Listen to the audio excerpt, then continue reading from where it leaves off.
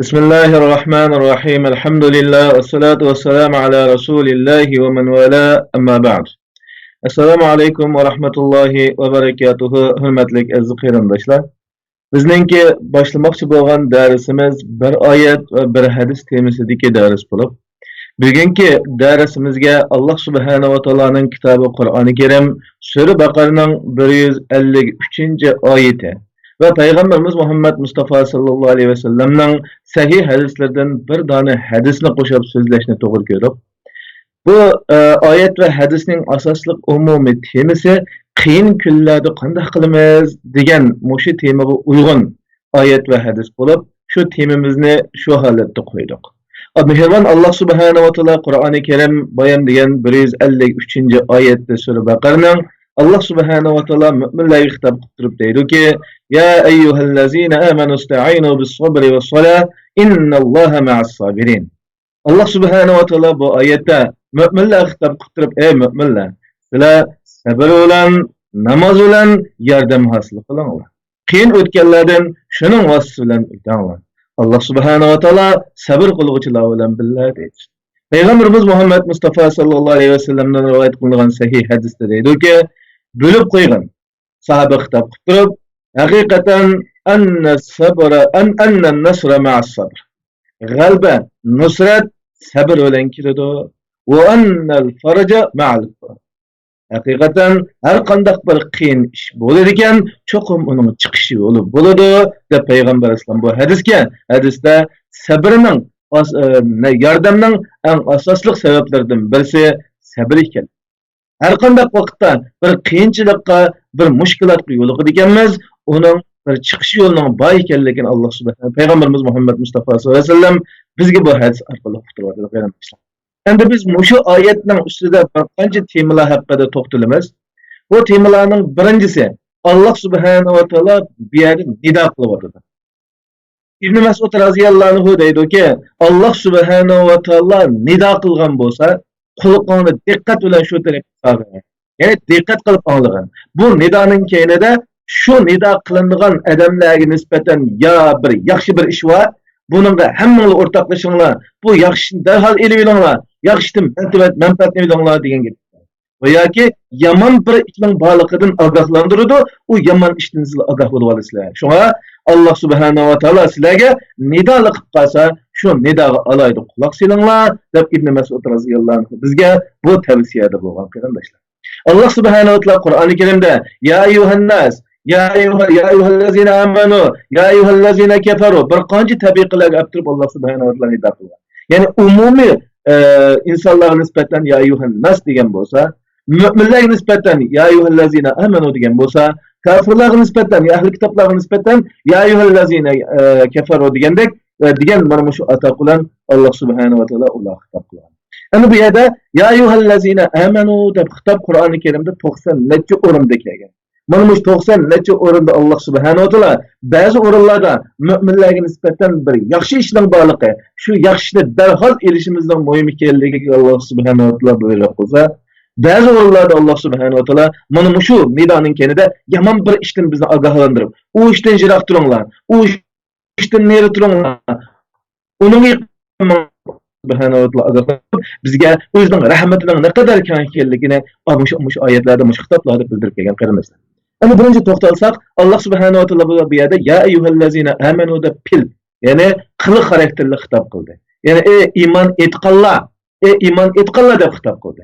Qur'oni Karimga qarab baksak, olimlar shunday yakun chiqaradiki, Alloh subhanahu va taolo mu'min degan sifat bilan xitob qilgan o'rin faqat birla. U bo'lsa, sura Nurning 31-oyatida Alloh subhanahu va taolo va tubu ilallohi jami'an ayyuhal mu'minun. Allohga hammanglar tövbe qilinglar, ey mu'minlar deb bir o'rinda Alloh subhanahu va taolo mu'min deb ishlatgan. Ama ondan başka bayan degan 90 necha o'rinda aziz qarindoshlar Allah subhanahu wa taolo ya eyyuhallazina amanu deydi. Bu yerda olimlar bu haqda ba'zi bir fikr, tadqiqot so'zlarni qilgan bo'lib, fikrlarni. Buning uchun eng uyg'un nima desa, mu'min deganligining o'zi nima desa, ya'ni shu salohiyatga to'shab bo'ldi, shu ishning hosil bo'lib bo'ldi, natijaga erishdi deganlikni uqtiradi.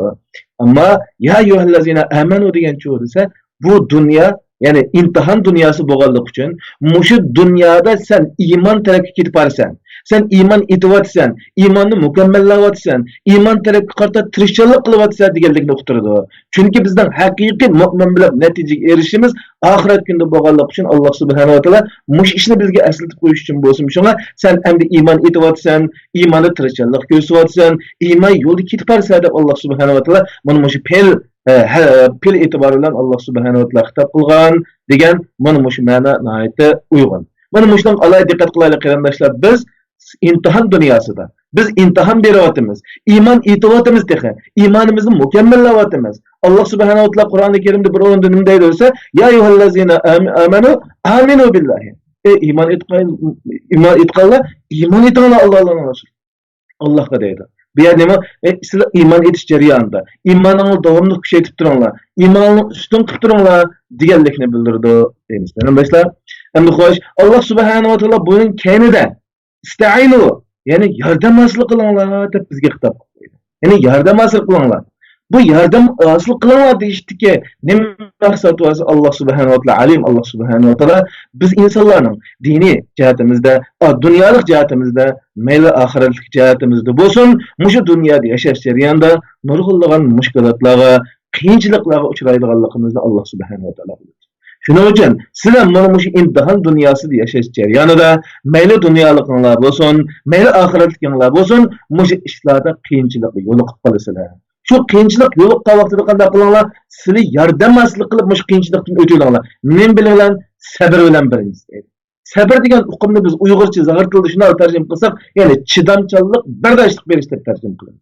Ya'ni chidamchanlik qilish bilan, ya'ni o'zimiz nishonlagan nishonga qarata uzluksiz ilgirlash, bo'y egmasdan, bosh egmasdan chidamchanlik, jasurlik bilan oldi ilgirlab shu qiyinchilikni yengish degan ma'noda ishlatamiz qarindashlar. Endi olimlar, ya'ni arab olimlari bu sabrni bir qancha yerlarga oladi.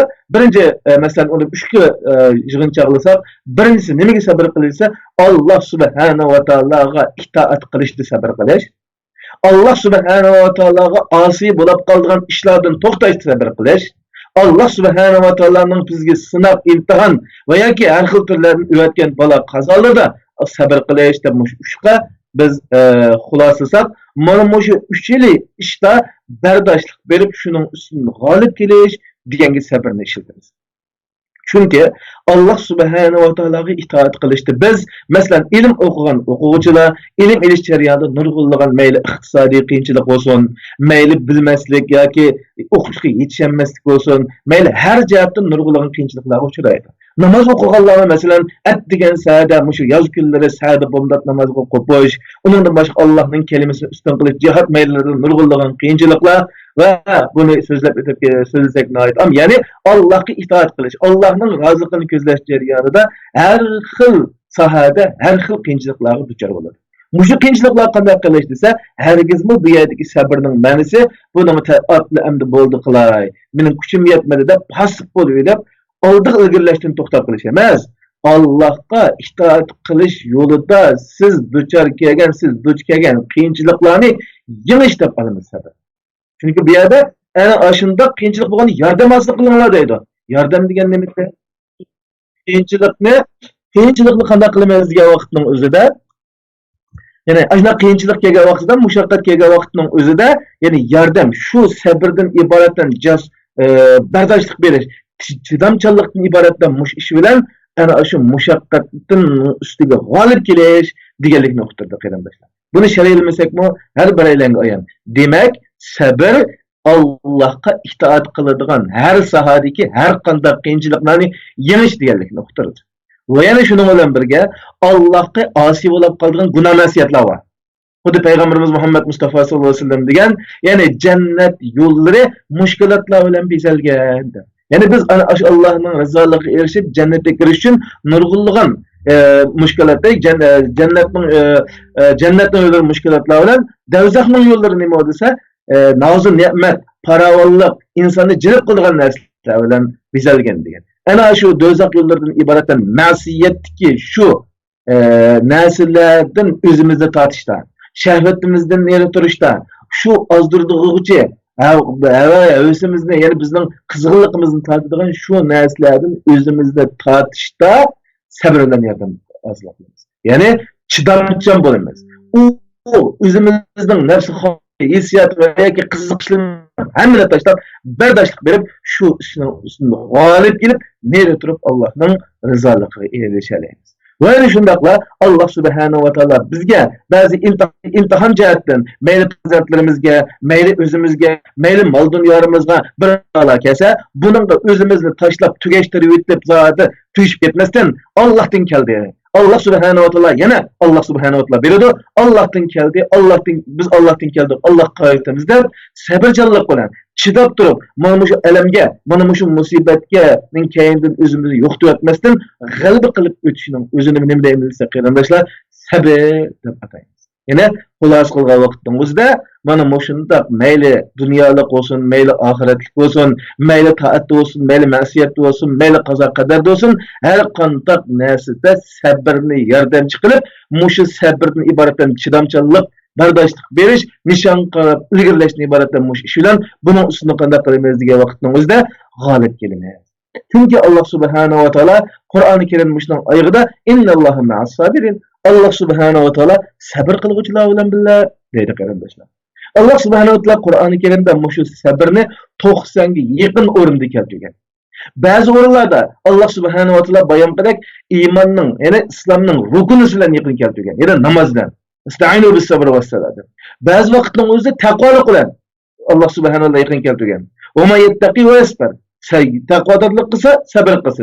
Va yana Alloh subhanahu va taolo ba'zi o'rinlarda rahmat bilan Alloh subhanahu va taoloning rahmati bilan Alloh subhanahu va taolo bu sabrni birga keltirgan. Va tavassal haq bilan va tavassal bil haqqi va tavassal bis sabr. Va yana bir o'rinda rahmat bilan va tavassal bis sabr va tavassal bil marhamat. Mana shunday Alloh subhanahu va yana bir o'rinda nima bo'lsa Alloh subhanahu va taolo ya'ni jazm qilish bilan Alloh subhanahu va taolo sabrni birga keltirgan. Har birisiga oyat o'qisak vaqt e'tibori bilan yetishmaydi qarindoshlar. Alloh subhanahu va taolo Qur'oni Karimda 90 ga yaqin o'rinda sabrni keltiribdi. Sabrni Alloh subhanahu va taolo bir o'rinda ma'noga yaqin keltirsa, yana bir o'rinda ma'noga yaqin keltiribdi qarindoshlar. Va yana Alloh subhanahu va taolo mana shu sabrni Qur'oni Karimda mana shunday jiq o'rinlarda keltirganda bir qancha maqsadlarni, buyruqlarni keltirib, bir necha ahvollar bilan maqsad qilgan holatda sabrni keltirgan. Bulardan bir qanchasi bo'lib, olimlar 16 xil maqsad turiga bo'lib keltirgan debdi. Biz bundan bir qanchasini bilsak, foyda uchun Alloh subhanahu va taolo birinchi bo'lib Alloh buyruqni maqsad qilib, buyruq turida keltiribdi. Ya ayyuhallazina amanu ista'inu. Ey mu'minlar, ya'ni sabr bilan yordam talab qilinglar. Ya'ni sabr qilinglar deb Alloh subhanahu va taolo sabrni amr xarakterlagan. Yana bir oyatda yana Alloh subhanahu va taolo Nahl surasining 127-oyatida wasbir, ya'ni sabr qil deb Alloh subhanahu va taolo buyruq shaklida keltirdi. Yana bir o'rinda Alloh subhanahu va taolo ikkinchi o'rinda cho'disa, sabrning qarishidan to'sdi bizni Alloh subhanahu va taolo. Allah subhanahu wa ta'ala Peygamber Aleyhisselam'a hitap qilib, Sura Al-Haqq'dan 35-oyatda deydi-ki, "Fasbir kema sabara ulul azmi minar rusul ve la tasta'jillah." Ya'ni sen Muhammed sallallahu aleyhi ve sellem ulul azmi peygamberler sabr qilgandek sabr qilgin, oldirab ketma deydi Allah subhanahu wa ta'ala. Ya'ni sabrning qarsilgan oldiraqchanlikdan iboratdan ma ishdan Allah subhanahu wa ta'ala to'sqan holati keltiryapti. Yani bir üçüncü tür olsa Allah subhanahu wa ta'ala bunda sabır kılgıçlarını Allah subhanahu wa ta'ala mediyalep keltiradi. Vas-sabirine vas-sadiqin. Yani ular sabır kılgıçlar, asıl kişilerdir. Vas-sabirine bil ba'sahi ve'd-darra. Ular mana shunday qiyinchiliklarda sabr qildi deb Allah subhanahu wa ta'ala ularni mediyalep kelyapti. To'rtinchi o'rinchi bo'lsa Allah subhanahu wa ta'ala sabr qilgıçlarni, sabr egilligini yaxshi ko'rganligini bayon keltiryapti. Vallahu yuhibbus sabirin. Allah subhanahu wa ta'ala sabr qiluvchilarni yaxshi ko'radi deydi qarindoshlar. Demak, Allah subhanahu wa ta'ala Qur'oni Karimda sabrni ko'pincha ta'kidlashdagi sabab nima desak, hadisga qaytaylikki, Payg'ambar alayhisalom dedi, "Annan nasra ma'as sabr." G'alaba qilishing, mayli dunyolikda bo'lsin, mayli oxiratlik ishlaringda bo'lsin, sabr qilishing, g'alabaga qozonishing, sening sabr qilishingga, chidamchan bo'lishingga, shu mushkulotni yengishingga bog'liq. Agar sen pasib bo'lib, bu ishni bo'shib ketsang, ojizlab qolsang, ilgarilamasang, sana dunyoda nusrat yo'q, oxiratda sana nusrat yo'q. Sen eğer aldığına kelgen müşkilatlarını yengalasan, bardaşlık beralsan, aldın qarab ilgirlersen, o vaqtda sana yardım ba da Peygamberimiz Muhammed Mustafa sallallahu aleyhi ve sellem bu yerda nima uqtiryapsa, yordamning, nusratning, g'alabaning sabrga bağlıq ekanligini Peygamberimiz Muhammed Mustafa sallallahu aleyhi ve sellem bizga uqtiryapti qarindoshlar. Ve Allah subhanahu wa taala yana bir oyat hammamizga ma'lum, Allah subhanahu wa taala sabr qiluvchilarning ajrini Allah subhanahu wa taolaning o'zining berdiganligi ekanligiga Allah subhanahu wa taolo Qur'oni Karimda bayon qilgan.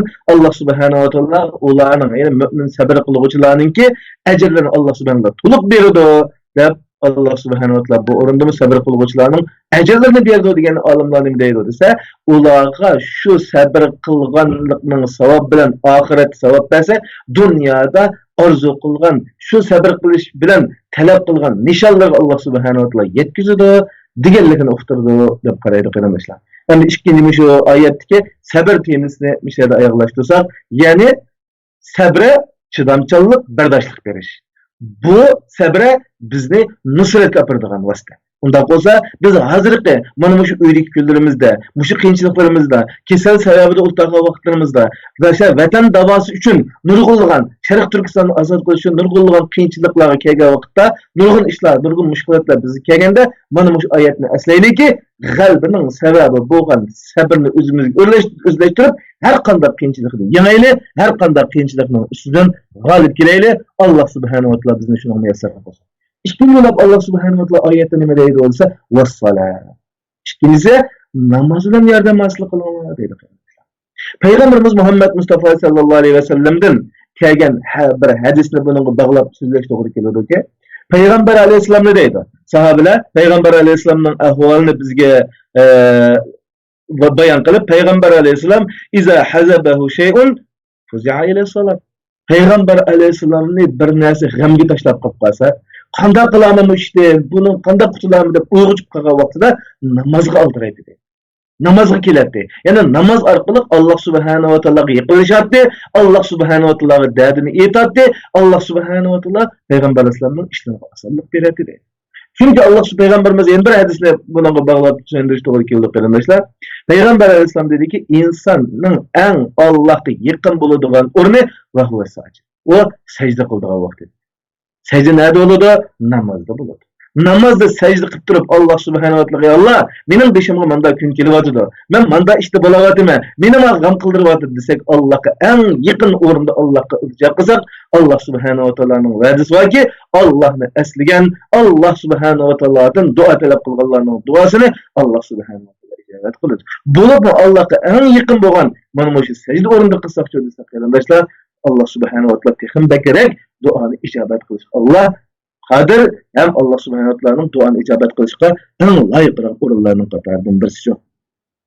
Yani bu hafta Allah subhanahu wa ta'ala Kur'an-ı Kerim'de Sure Hicr'ninki 97-98. ayetinde şu namazga farık ulaş hakkında kıyınçılık olan vakti ne deydi o dese Allah subhanahu wa ta'ala وَلَقَدْ نَعْلَمُ أَنَّكَ يُزَيِّقُ صَدْرُكَ بِمَا يَقُولُ. Yani Peygamber Muhammed Mustafa sallallahu aleyhi ve sellem biz senin köngülünü Kureyş müşriklere, yani bu degen sahir, bu degen mecnun, bu degen Kur'an'ı özü tokuğagan, bunun da bir cincabış koyan degendek bana mütlaqaretlerine özgürler, açlarına kılgan sözleri seni sel, köngülünü sıkıp içine püşüp seni g'amga patırvatkanlıkını biz bilmez.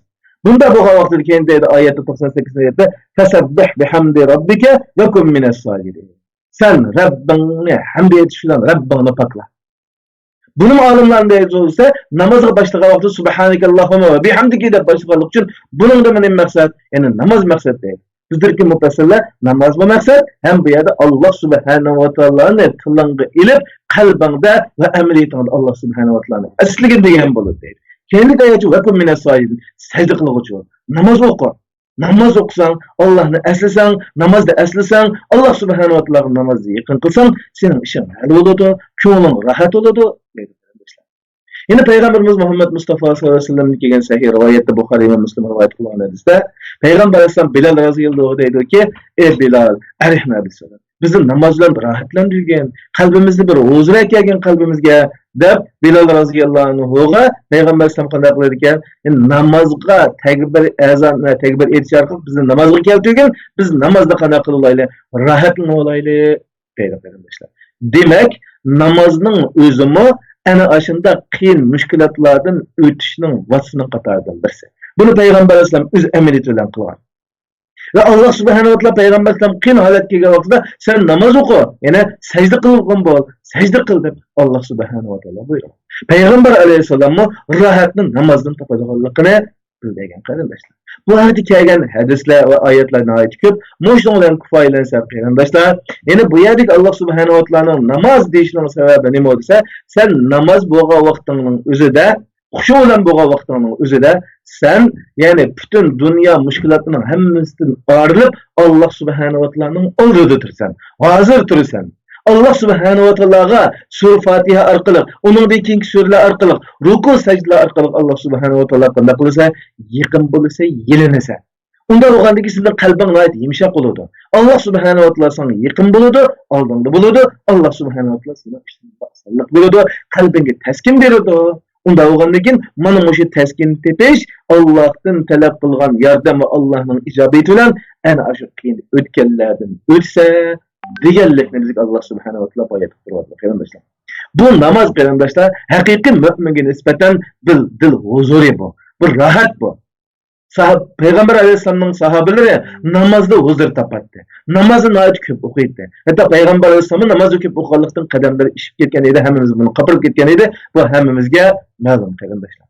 Bu namaz ama yani namazdan huzur tapanmagan, Allah'a bo'lgan imanı aciz bo'lgan, haqiqiy İslamiy tushuncha bilan tushunchalanmagan, Allah va Allohning rasuliga muhabbati aciz bo'lgan odamlarga nisbatan bu nima ig'ir. Allah subhanahu wa ta'ala yeni bir ayetini bileydi o desa qarindoshlar. Ya eyyuhallazina amanu ista'inu yeni bir ayette ayetninki lafzi derhal isim kemeye topmadı. Yeni bir ayette deydi ki Allah subhanahu wa ta'ala sizlar namaz bilan ve sabr bilan yardım talep qilinglar. Bu namaz bo'lsa bu kimlarga? Allah subhanahu wa ta'aladan qo'rquvchilarga, xashiin namaz qo'rquvchilar, Allah subhanahu wa ta'ala qo'rquvchi, namozda xushu hosil qiladigan bu odamlarga nisbatan yenik, ammo undan boshqa iymoni ojiz bo'lgan, Alloh va Allohning rasuliga iymon etishga iymonning o'zini topolmagan odamlarga bu ig'ir rakabiratun illa alal xashiin. Ya'ni bu ana shunday odamlarga ig'ir, ammo mu'minlarga, Alloh va Allohning rasulining muhabbati qalbiga singan odamlarga yenik deb Alloh subhanahu wa ta'ala aytmoqda. Shuning uchun mana shunday ig'ir kunlarimizda mayli da'vo yo'lidagi ishlarimizning ilgari bosmasligi, turmush jihatdagi qiyinchilik, ilm o'qiyotganlarning ilm olish yo'lidagi mayli moddiy bo'lsin, mayli yolg'izlik qiyinchiliklar bo'lsin, har qanday qiyinchiliklar. Mana bu hozir hammamiz andisha, jakkida turayotgan mana shunday vabo, mushularning qiyinchiligi, mushlarning andishi bo'lsin. Mana shu vaqtlarning o'zida qarindoshlar, biz mo'min sifatiga ega bo'lgan, davomli iymonimizni mukammallaymiz deyotgan insanlar bo'lishimizdan Allohning nidosi quloq solaylikki, Alloh subhanahu va taolo sabr qilish bilan, chidamchanlik qilish bilan, bardoshlik berish bilan, oldiga ilgirlash bilan buni g'olib kelgan, buni yenggan.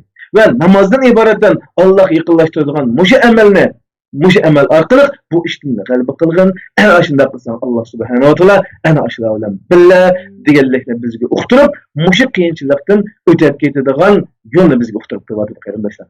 Allah subhanahu wa ta'ala her bireyini beşimizde kelgan maddi ve manevi qiyinchiliklar, dünya ve ahiretlik qiyinchiliklardan Allah bizga ko'rsatgan yo'l orqali Allah bizga ko'rsatgan yo'l sabr va namoz bilan buni yengib g'olib keladigan, bardoshlik beradigan, oldiga qarab ilgirlaydigan, har vaqt o'ziga sabrni lazım tutgan Allah subhanahu wa ta'ala buyurgandek va tavasso bis sabr. Yani sabrni, chidamchanlikni bir-biriga tavsiya qilishadigan, namozdan o'ziga huzur topadigan haqiqiy muttaqilarning qatoridan qilsin.